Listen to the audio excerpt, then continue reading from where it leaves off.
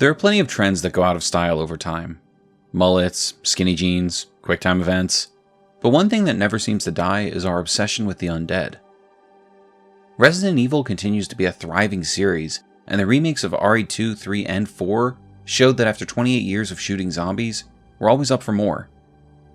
Dead Space's Necromorphs are a great example of varying up our undead tropes and utilizing monsters more akin to The Thing than Night of the Living Dead. The Last of Us's clickers are arguably another form of undead, since it doesn't seem like there's anything left of the people they once were beneath their mushroom heads. However, I'd argue one of the best forms of undead that are underutilized in the current gaming space are vampires. Yes, Redfall was a disaster, and Vampire the Masquerade continues to be good. But if you're looking for an experience where you want to work your way up the ladder of dark conquest in a less urban, more fantasy vampire setting, there weren't many options. Until now. With V Rising, you can create your vampire, rise from the dead, and stake your claim on the land, all while building your reputation and your castle, making you feel like you're building the legacy of Dracula himself. I was lucky enough to sit down with the game in a pre-release build so I could bring you my thoughts, and I've got to say, I'm very happy with what I've seen so far. In V Rising, you create your vampire using a character creator that offers a significant amount of face choices that range from your standard sexy vampire to old school Nosferatu, and this smiley guy who clearly just wants a hug. You also have a wide range of hairstyles to choose from, most of which you recognize as having belonged to famous depictions of vampires through the years. Outside of these two options though, there isn't much in the way of customization. There are a few different facial hair offerings and some ornaments for your ears, but you can't change the two body shapes we have available to us. In the end, that's not a big deal, because you're a classically sexy vampire, especially if you choose Mr. Smiley. After spawning into the world and getting through the tutorial, there's really only one goal: total domination of the land beneath your feet. And that starts with building up your skills, not just as a creature of the night, but also a seamster, carpenter, and contractor. The introductory hours of the game are meant to help you get the hang of how you should start building your legacy. You kill everything around you, they drop items you can use to craft better gear and make yourself sturdier. Drink the blood of your enemies, not just to sustain your vampiric bloodlust, but also to provide you with stat boosts based on how strong their blood is. Finally, clear out large swaths of land wherever you can so you can start building your castle. In this way, the gameplay loop is pretty clear. Hunt both the living and the dead for resources, gain strength, and use the resources you've gathered to create a cozy home base for yourself, where you'll be able to craft even more materials for higher level equipment. In this way, the game is a serious time commitment, and a bit of a slow burn, but it doesn't feel like a slog. I felt properly rewarded each time I achieved a new task and fortified my home. The biggest payoff, though, was when I could start tracking the blood of powerful enemies for what were essentially boss encounters. This is where the combat started to shine. You track your prey through a somewhat ambiguous blood smoke that points you in the right direction, but doesn't work as a solid line leading you directly to a fight. The fact that the tracking comes and goes as you walk through the world makes it so you still need to explore as you go in order to find the right path. I often found myself trekking through different terrains and finding out after reaching a cliff ledge that I could have gone a more direct route. But because I didn't, I encountered different enemies, gathered different materials, and explored new areas that were now on my map.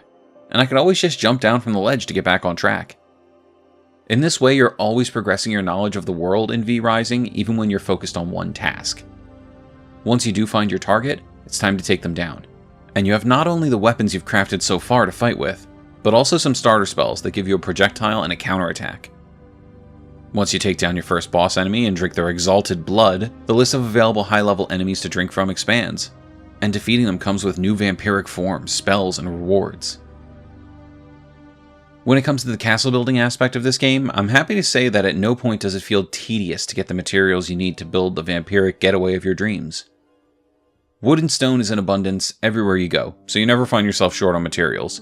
And once you create the larger tools that transform raw materials into new materials, like wood into planks, you then have the ability to create an even better castle and more high-quality furnishings, such as your coffin, bookshelves, altars, thrones, chests for holding your items, and so much more. But don't forget, in order for your castle to utilize all of the tools you need to refine your resources, you have to be constantly feeding it blood.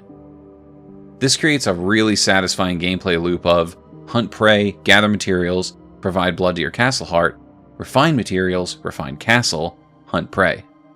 All of this ramps up to bigger and more complex encounters in the world. Layer on top of this that you'll need multiple castles in order to stake your claim on the land more effectively, and there is suddenly hours and hours of satisfying content at your fingertips. This game also works on a day-night cycle that encourages you to hunt more brazenly at night, because being out in the sun is wildly dangerous. However, you can absolutely continue exploring the world during that time. You just need to stick to the ever-shifting shadows in order to avoid becoming a pile of ash. This is when I would imagine most players would head back to their castle and work on building up their walls and resources. But I'm a glutton for punishment, and never wanted to stop exploring this map, so I just kept going, drinking blood and taking names. It was around this time that I started engaging more with the warp points I'd unlocked across the map, and realized there was no way to warp directly to my castle. I understand to an extent why you'd want to limit that, since you can effectively build a castle anywhere the terrain isn't in your way, but it felt a bit silly not to have an easy way to return to the castle you've likely poured a significant amount of time into. Then I realized this was because you can start creating waypoints inside of your castle later in the game, making it possible for you to effectively teleport anywhere in the world that you want, provided you have the materials and blood to sustain a castle. This builds on top of the already solid gameplay loop because you want to have the freedom to quickly move from place to place. But in order to do that, you need to make sure every castle you build is well stocked with blood. After spending some time playing the game the way it was intended to be played, I decided to take full advantage of this review build that allowed me to play with my vampire fully kitted out at level 90, with the best possible equipment and spells. And oh boy did I start flying. I mean literally flying. The ability to transform into a bat absolutely trivializes world traversal, and I understand why it takes so long to unlock it naturally. Tearing my way through the world at level 90 made me feel like an unstoppable beast of the night, and I was able to pick off various boss level enemies and drink their exalted blood with little to no issue. When I found one that was actually a challenge, I loved how balanced it felt to do battle with them. Even though I had 20 levels on her, I didn't feel like I was just tearing through. It was actually a solid fight which I just so happened to have the upper hand in. Then I decided to go after some top tier baddies, and was promptly stomped into the ground. You'd think this would be incredibly frustrating, but no. I was all about the challenges these high-level bosses posed. I figured out fast that even though I had the best kit available and a full range of magical abilities at my fingertips, I still had to take my time and think through how I was going to approach a fight. I discovered there were recipes for crafting all kinds of salves that would reduce certain kinds of damage and improve my survivability depending on the boss I'd be fighting. And it clicked that there's a deeper level of preparation in this gameplay that I hadn't previously considered, because up to this point, I didn't have to.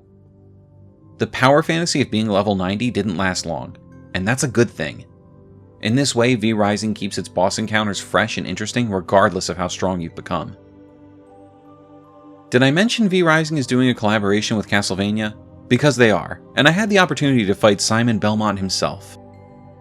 His tracking doesn't list a level, but he did fall below the various level 80 enemies, so my friend and I decided to face him thinking we had a chance. And we could not have been more wrong. I lost all that footage, so here I am getting my ass kicked solo. Simon's a tough but perfectly manageable fight until you get him down to half health. Then that Belmont blood starts boiling and you need to get the hell out of Dodge. Seriously, Simon will rip you limb from limb if you are not prepared for this fight, and I can't imagine doing it solo. But then again, that could just be a skill issue on my part. While fighting Simon though, I did notice something about these more drawn out fights that rubs me the wrong way. Even if you're playing with two vampires, the chances that bosses will be fully healed after you get killed are wildly high. Big enemies don't maintain the damage you've done to them after they kill you, unless someone else is in the fight as well. But on multiple occasions, my buddy and I were fighting larger bosses, and after one of us went down and respawned to get back in the fight, the other was left to fend for themselves. This often obviously led to their death as well, just before I found my way back into the battle. A literal matter of milliseconds, and upon my arrival, the boss was back at full health. I feel like this should be addressed looking forward, because while losing all of your progress in a fight is an understandable bummer, rejoining a fight where your partner was downed just before you reach them should not mean starting from scratch. I ran into one other instance of this issue while fighting Lord Styx, the Night Champion. An incredibly cool looking boss. You fight him in a large arena surrounded by trash mobs, and overhead there's a flying enemy that drops projectiles on your head. This already makes the battle difficult, but again, it's manageable with the right kit and protections. However, on 2 separate occasions, while I was on the cusp of victory, I somehow walked outside of his arena, only to walk back into Lord Styx sitting there at full health. To be clear, there's no lines delineating when you step out of the arena, and the arena you fight him in is essentially a huge crater, so you would expect the entire crater to be your battleground, right? No, it's not. And if you've gotten good at dashing away to avoid hard-hitting attacks, there's a very real possibility you can dash just a little too far away and reset your entire boss encounter. I don't know if this is intentional, but if it wasn't, I hope it gets fixed soon. And if it was, well, that's just flat out mean. You guys didn't have to do that. Come on. It was also during my time as a vampiric god that I realized I had multiple items in my inventory that barred me from warping around the map. It seems certain resources don't travel well, so you can't use warp gates while holding them. Not a problem. I'll become a bat and head back to my castle so I can either utilize these items or drop them in a storage box. Except I can't turn into a bat while holding these items either. This feels like an unnecessary limitation. You're telling me that I can be fully kitted out in vampire armor while carrying a sword, dual axes, a giant hammer, and a crossbow, but carrying that spool of thread around is just too much to ask of you. Clearly, this comes back to inventory management and another use for having a substantial number of castles built around your land. But if I have to literally walk back to a castle every time I want to store some non-teleportable items, that's just a waste of time. There should be options for offloading this loot, like sending your thralls back to your castle while carrying it, or something along those lines. Then again, this is a great example of why building up multiple castles across the world is so important. You never have to worry about the limitations of fast travel if you have a castle around the corner to drop off your newest materials. While I enjoyed my time with V-Rising, I know I barely scratched the surface of what the game has to offer. There are so many combinations of spells that you can stack into your hotbar that offer an insane amount of versatility into how you play your particular vampire. Hunts are wildly fun, and even when they're complicated or feel unfair, it seems like there's always a solution if you're paying attention to your crafting abilities, and you're willing to hunt down the right ingredients to give you an edge. Castle construction, which is typically not my favorite thing personally in any game, has a ton to offer, and for people more into the building aspect of games like these, you will not get bored by the amount of options you have here. I strongly encourage anyone who loves vampires and wants to spend some time in a world of gothic horror check out V-Rising, which is live on Steam as of today. There will be a PS5 version later this year, and honestly, I've had enough fun with the game so far that I'm seriously considering getting that version as well so I can play it on the go with my Portal. Also, that Castlevania event I mentioned, where you can fight Simon Belmont, is live too, so good luck with that. It's an incredibly cool fight, but I can't beat it for the life of me. I look forward to watching better players than myself take him down. With that said, V-Rising is getting a big thumbs up from the team over at Square Table Gaming. We'll see you guys later, and we hope you check it out.